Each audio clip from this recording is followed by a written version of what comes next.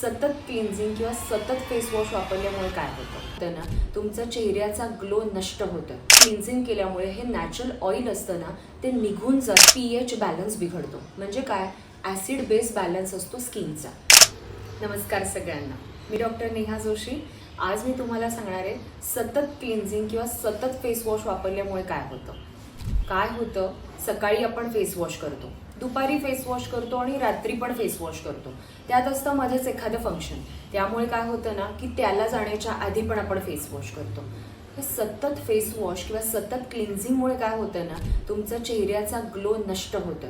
आणि तो का नष्ट होतो ना, ह्याची 3 महत्त्वाची कारणं मी तुम्हाला सांगणार आहे आणि त्याचे दुष्परिणाम सुद्धा सांगणार आहे. पहिला दुष्परिणाम, आपला जो आपला चेहरा असतो ना, किंवा आपली स्किन असते ना, त्वचा असते, ती स्वतःचं नॅचरल ऑइल सिक्रेट करत असते. सिबॅशियस ग्लँड्स असतात आणि त्या सिक्रेट करत असतात नॅचरल ऑइल. हे नॅचरल ऑइल आपल्याला ग्लो देत असतं. काय होतं, सतत क्लिन्झिंग केल्यामुळे हे नॅचरल ऑइल असतं ना, ते निघून जातं आणि त्यामुळे चेहऱ्याचा ग्लो कमी होत जातो. सतत पाण्याने चेहरा धुवा किंवा सतत फेस वॉश वापरून किंवा क्लिन्झर वापरून चेहरा, ह्याने काय होणार आहे की सतत चेहरा धुतल्यामुळे तुमचं नॅचरल ऑइलच कमी होतं. नॅचरल ऑइल कमी होतं, हायड्रेशन कमी होतं आणि ग्लो पण कमी होतो. दुसरं काय होतं, सतत क्लिन्झिंगने pH बॅलन्स बिघडतो. म्हणजे काय, ॲसिड बेस बॅलन्स असतो स्किनचा. तर हा स्किनचा ॲसिड बेस बॅलन्स महत्त्वाचा असतो, कारण आपलं स्किनचं बॅरियर असतं आणि इम्युनिटी असते. तर ह्या दोन्ही गोष्टी असतात ना, त्या बिघडतात सतत क्लिन्झिंगमुळे. ॲसिड बेस बॅलन्स बिघडतो, pH बॅलन्स बिघडतो आणि आपली स्किन इरिटेटेड राहते, इन्फ्लेम्ड राहते, सतत ड्रायनेस जाणवतो, सतत पफिनेस जाणवतो आणि त्याच्यामुळे आपली इम्युनिटी स्किनची कमी होते आणि मग ते आमंत्रण असतं वेगवेगळ्या पिगमेंटेशन, डार्क स्पॉट्स, पिंपल्स आणि व्हरायटी ऑफ पिगमेंटेशनला. तिसरं महत्त्वाचं आज मी तुम्हाला कारण सांगणार आहे. आपण काय करतो की वेगवेगळ्या प्रकारचे क्लिन्झर्स वापरतो. एकच क्लिन्झर आपण सतत वापरत नाही. आज एक क्लिन्झर वापरलं, उद्या दुसरा फेस वॉश वापरला आणि तो पण सतत वेगवेगळ्या प्रकारचे फेस वॉश वापरले. त्यात असतात हार्मफुल केमिकल्स. त्या केमिकल्सचा दुष्परिणाम होतो आपल्या त्वचेवरती आणि त्वचेच्या लेयर्सवरती. त्यामुळे काय होतं की आपलं स्किनचं बॅरियर आणि स्किनची इम्युनिटी कमी होते आणि वेगवेगळ्या प्रकारचे स्किनचे डिसीज व्हायला निर्माण होते. आता हे स्किनचे डिसीजेस म्हणजे एवढंच नाही की आपल्याला फंगल इन्फेक्शन झालं म्हणजे स्किनचा आजार निर्माण झाला.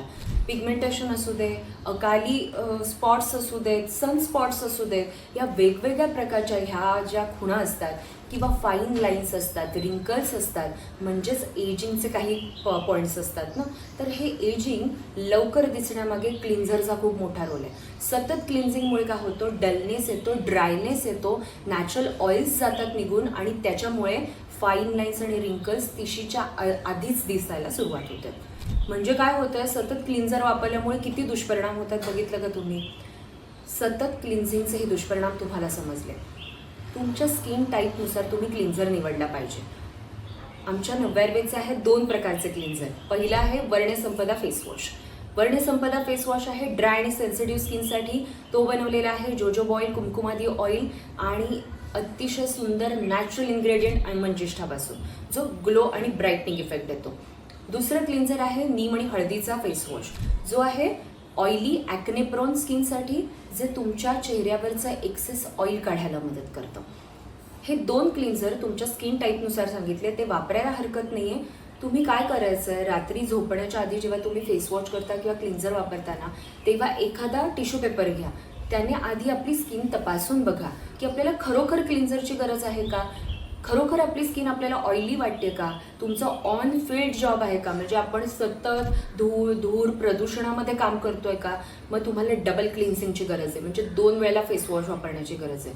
तुम्हाला टिश्यू पेपरला ऑइल बिलकुल जाणवत नाही आहे, तुमचा ऑन फील्ड जॉब नाही आहे, तुम्ही सतत AC मध्ये आहात, काम डेस्क जॉब आहे, तुम्ही खरोखर तपासा की तुम्हाला खरोखर फेस वॉशची गरज आहे का. क्लिन्झिंगच्या बद्दल समजलं. दुसरा आता मी सांगणार आहे मॉइश्चरायझेशन. कोरफड कडुनिंब जेल बेस मॉइश्चरायझर. कोरफड काय आहे, हायड्रेटिंग नेचरचं आहे. कडुनिंब आहे अँटीबॅक्टेरियल, अँटी इन्फ्लेमेटरी प्रॉपर्टी असलेलं. हे काय करणार आहे ना, की त्वचेचा pH बॅलन्स आहे तो बॅलन्स ठेवण्याचं मदत करणार आहे, त्वचेला हायड्रेट करणार आहे आणि त्याबरोबरीने तुमच्या एजिंगचे साईन्स कमी करणार आहेत. म्हणजेच कुठले, फाईन लाईन्स, रिंकल्स आणि तिशीच्या दरम्यान येणारे स्पॉट्स, ह्या गोष्टी कमी होणार आहेत तुम्ही क्लिन्झिंग कमी ठेवा, मॉइश्चरायझेशन व्यवस्थित ठेवा, या दोन्ही गोष्टींमध्ये तुम्हाला फरक पडलेला दिसेल. तिसरं महत्त्वाची गोष्ट म्हणजे आपल्याला वापरायचं आहे नाभीचं तेल. आयुर्वेद सांगतं नाभीला रोज 2 थेंब रात्री झोपताना तेल लावा, तुमचा चेहरा ग्लो होईल.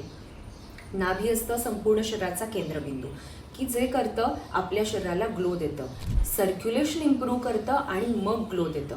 आयुर्वेदाने सांगितलं अभ्यंग म्हणजे चेहऱ्याला मसाज, नाभीला मसाज, शीर श्रवण पादेशू म्हणजे किती ठिकाणी सांगितलंय बघा. शीर म्हणजे आपल्या डोक्यानं किंवा केसाला मसाज करायचा आहे, श्रवण म्हणजे कानांमध्ये 2 थेंब तेल लावायचं आहे आणि नाभीला मसाज करायचा आहे आणि त्याबरोबर पायांना सुद्धा हलक्या पद्धतीने मसाज करायचं आहे. हे तेल वापरायचं वेगवेगळ्या ठिकाणी की जे तुम्हाला ग्लो देणारे, ग्लो प्रदान करणारे. या सगळ्या गोष्टींमुळे काय होणार आहे की आपल्याला अँटी एजिंग प्रॉपर्टीज मिळणार आहे, आपली चेहरा आणि त्वचा छान दिसणार आहे.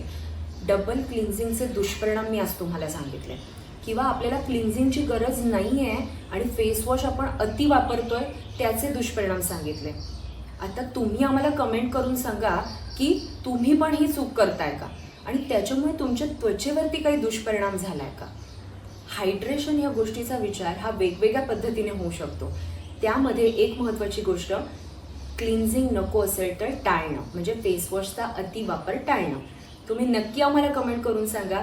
नव्या आयुर्वेदने ही सुरुवात केली आहे की आयुर्वेद तुमच्यापर्यंत पोहोचवायचा.